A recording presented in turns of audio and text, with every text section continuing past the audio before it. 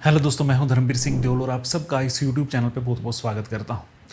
दोस्तों, आज की ये वीडियो एक ऐसी इमोशनल और इंस्पायरिंग वीज़ा सक्सेस स्टोरी है जो आपको ये यकीन दिला देगी कि अगर आप सही तरीके से अपनी एप्लीकेशन को प्रेजेंट करेंगे तो मुश्किल से मुश्किल वीज़ा भी आपको मिल सकता है। आज हम बात कर रहे हैं एक होम मेकर प्रोफाइल की और इनका पहले वीज़ा रिफ्यूज़ हो चुका है। लेकिन जब हमने इनकी एप्लीकेशन को 22 जून को सबमिट किया तो 10 जुलाई को हमें सिर्फ 18 दिनों के अंदर इनका पीपीआर मिल गया। अगर आप एक होम मेकर हैं, यानी आपके पास कोई बिज़नेस नहीं है, आपकी कोई जॉब नहीं है, बार बार आप कनाडा का वीज़ा अप्लाई करते हैं, आपकी रिफ्यूज़ल आ जाती है, तो आपको निराश होने की ज़रूरत नहीं है। अगर आप इस वीडियो को लास्ट तक देखेंगे तो आपको ये पता लग जाएगा कि आपने किस तरह से अपनी एप्लीकेशन को प्रिपेयर करना है, किस तरह से प्रेजेंट करना है। दोस्तों, आज की इस वीडियो में हम इनके पर्पस ऑफ विज़िट के बारे में बात करेंगे, इनकी प्रोफाइल के बारे में बात करेंगे, डॉक्यूमेंट्स के बारे में बात करेंगे और कुछ टिप्स के बारे में भी बात करेंगे। अगर आप इस चैनल पर नए आए हैं, पहली बार हैं, तो प्लीज़ इस चैनल को सब्सक्राइब करें, वीडियो को लाइक करें, वीडियो को शेयर करें। और अगर आप मुझसे बात करना चाहते हैं या हमारे थ्रू अपना कनाडा का प्रोसेस करवाना चाहते हैं, स्क्रीन पे नंबर विजिबल आप कॉन्टैक्ट कर सकते हैं। चलिए दोस्तों, वीडियो की शुरुआत करते हैं। सबसे पहले समझते हैं हमारे क्लाइंट की प्रोफाइल को। हमारे क्लाइंट हैं मिसिस स्वाति, जो पुणे महाराष्ट्र से बिलोंग करती हैं। इनकी एज लगभग 56 साल है। प्रोफाइल वाइज स्वाति जी एक होम मेकर हैं और आप सब जानते हैं कि जब एक होम मेकर वीज़ा अप्लाई करते हैं तो वहाँ उनका खुद का कोई बिजनेस नहीं होता, कोई सैलरी स्लिप या आईटीआर नहीं होती। ऐसे केस में वीज़ा ऑफिसर के दिमाग में सबसे पहला यही सवाल आता है कि आप फाइनेंस और होम टाइज को कैसे जस्टिफाई करेंगे। स्वाति जी का कनाडा जाने का मेन मोटिव बिल्कुल वैलिड था।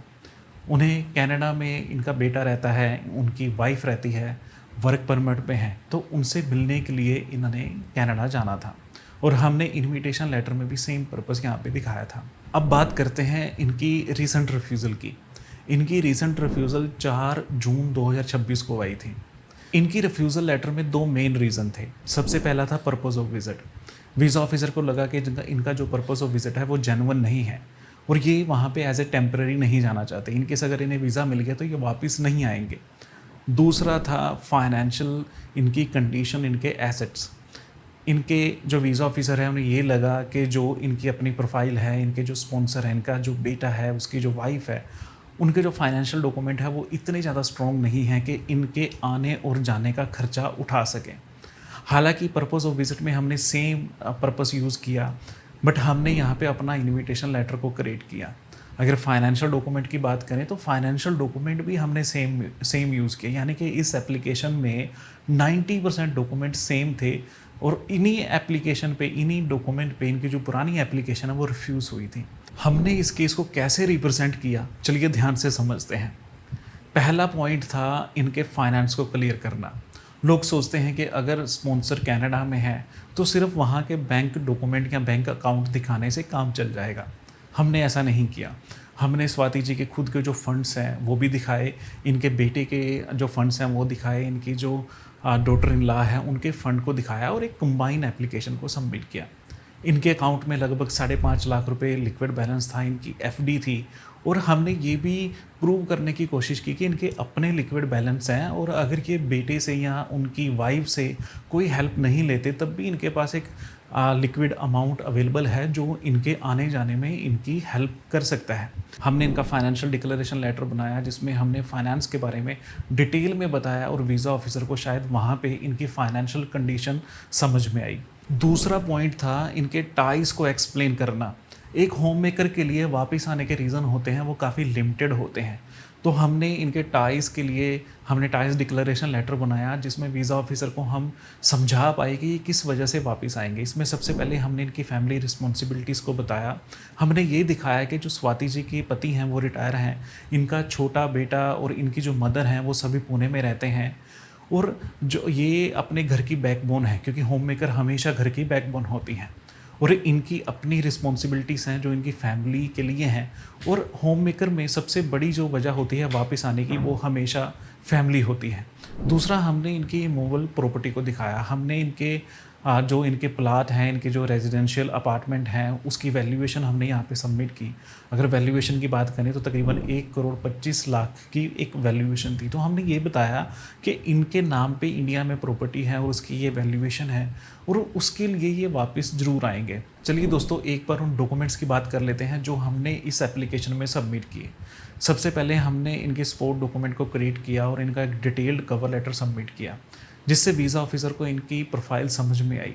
उसके बाद में हमने एक जस्टिफिकेशन लेटर को तैयार किया, जिससे हम इनकी पुरानी रिफ्यूज़ल को जस्टिफाई कर पाए। फिर हमने टाइस डिक्लेरेशन लेटर सबमिट किया, जिससे हम इनके टाइस को बता पाए। उसके बाद में हमने लेटर ऑफ इंटेंट बनाया कि क्यों इनका जाना ज़रूरी है, क्यों इनका जो पर्पस ऑफ विज़िट है क्यों ज़रूरी है, और क्यों इनका जो पर्पस ऑफ विज़िट है या जाने की जो वजह है वो टेम्परेरी है, और ये क्यों वापस आएंगे। तो इन सब क्यों का जवाब हमने लेटर ऑफ इंटेंट में दिया। उसके अलावा हमने इनके की डॉक्यूमेंट्स को सबमिट किया। की डॉक्यूमेंट के साथ साथ हमने इनकी बैंक स्टेटमेंट, इनके बेटे का वर्क परमिट, उनका पासपोर्ट, इनविटेशन लेटर, उनकी जो बहू हैं उनके डॉक्यूमेंट्स, यानी कि सब कुछ हमने यहाँ पे सबमिट किया था। अगर आप एक हाउसवाइफ हैं, आपका वीज़ा रिफ्यूज़ हो चुका है, तो आपको इस केस स्टडी से 3 लेसन सीखने चाहिए। सबसे पहले, कभी भी अपनी प्रोफाइल को लाइटली ना लें। अगर आप होम मेकर हैं तो इसका मतलब ये बिल्कुल नहीं है कि आपका वीज़ा अप्रूव नहीं हो सकता, आप एप्लीकेशन सबमिट नहीं कर सकते, क्योंकि वीज़ा ऑफिसर हमेशा ये देखता है कि आपके रिटर्न होने के कितने स्ट्रॉन्ग रीज़न हैं। एक होम मेकर के लिए उनकी जो फैमिली रिस्पॉन्सिबिलिटीज़ होती हैं, उनकी जो इमोशनल डिपेंडेंसी होती हैं, वो उनकी सबसे बड़ी कमज़ोरी होती हैं, और ये सबसे बड़ा एसेट भी होता है। आप अपनी फैमिली के लिए, आप अपने एसेट्स के लिए, अपने हस्बैंड के लिए, अपने बच्चों के लिए वापस आते हैं, तो आप ये सब चीज़ें अपने टाइस डिक्लेरेशन लेटर में बता सकते हैं, जिससे आपकी प्रोफाइल को जब वीज़ा ऑफिसर आपके डॉक्यूमेंट को स्टडी करे, आपके जो आपकी प्रोफाइल है, कवर लेटर है, आपके जस्टिफिकेशन लेटर है, उसको स्टडी करे, तो वहाँ पे आपके टाइस क्लियर हों। दूसरा है, कभी भी जेनरिक टेम्पलेट यूज़ ना करें।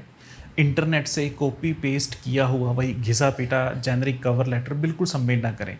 वीज़ा ऑफिसर के पास रोज़ हज़ारों एप्लीकेशन आती हैं, रोज़ वो कई ऐसे डॉक्यूमेंट को पढ़ते हैं, और उन्हें सेकंड में पता लग जाता है कि ये डॉक्यूमेंट कॉपी है और यहाँ पे जो कहानी है वो असली नहीं है।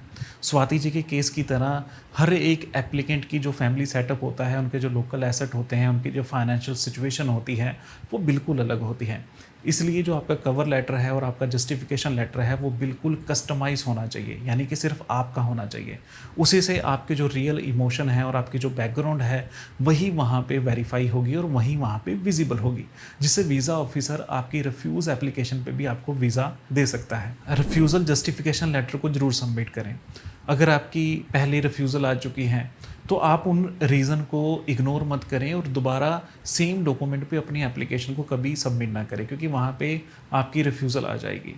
अगर इस केस के हम बारे में बात करें, जैसा इनके पर्पस ऑफ विजिट में या फाइनेंशियल जो इनकी कैपेबिलिटी है, इनके जो डॉक्यूमेंट्स हैं, वहाँ पे वीज़ा ऑफिसर ने ऑब्जेक्शन किया था, तो हमने नए डॉक्यूमेंट के साथ साथ एक जस्टिफिकेशन लेटर भी हमने सबमिट किया, जहाँ पे हमने वीज़ा ऑफिसर को ये बताया कि इनके फाइनेंस कैसे हैं, इनके पर्पस ऑफ विजिट कैसा है और इनकी प्रोफाइल कैसी है। यानी कि जब भी आप अपनी एप्लीकेशन को सबमिट करें, इनके अगर आपकी रिफ्यूज़ल है, क्योंकि ये जो डॉक्यूमेंट होता है ये फ्रेश एप्लीकेशन में सबमिट नहीं होता, इनकेस अगर आपकी रिफ्यूज़ल है तो वहाँ पे जस्टिफिकेशन लेटर ज़रूर साथ में सबमिट करें, क्योंकि इसी डॉक्यूमेंट के माध्यम से वीज़ा ऑफिसर आपकी पुरानी रिफ्यूज़ल को और नई एप्लीकेशन को समझ सकता है। दोस्तों, उम्मीद करता हूँ कि ये वीडियो आपको अच्छी लगी होगी और आपके जो भी डाउट्स थे वो इस वीडियो ने कवर किए होंगे, और अगर आप एक होम मेकर हैं तो आपको ये समझ में आया होगा कि किस तरह से आप अपनी एप्लीकेशन को सबमिट कर सकते हैं और किस तरह एक अच्छी प्रोफाइल, एक अच्छी तरह से प्रेजेंट की गई प्रोफाइल रिफ्यूज़ल होने के बाद भी आपको वीज़ा दिला सकती है।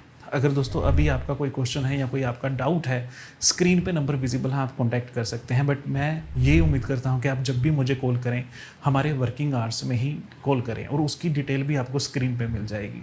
मैं ये भी उम्मीद करता हूँ कि अगर आप इस चैनल पे नए आए हैं, पहली बार आए हैं, तो प्लीज़ इस चैनल को सब्सक्राइब करेंगे और इस वीडियो को उसके साथ शेयर करेंगे जिनकी रिफ्यूज़ल आई है। अगर आप मुझसे प्रोसेस करवाना चाहते हैं, स्क्रीन पे नंबर विजिबल है, आप कांटेक्ट कर सकते हैं। चलिए दोस्तों, आज की इस वीडियो में इतना ही, मिलते हैं अगले वीडियो में।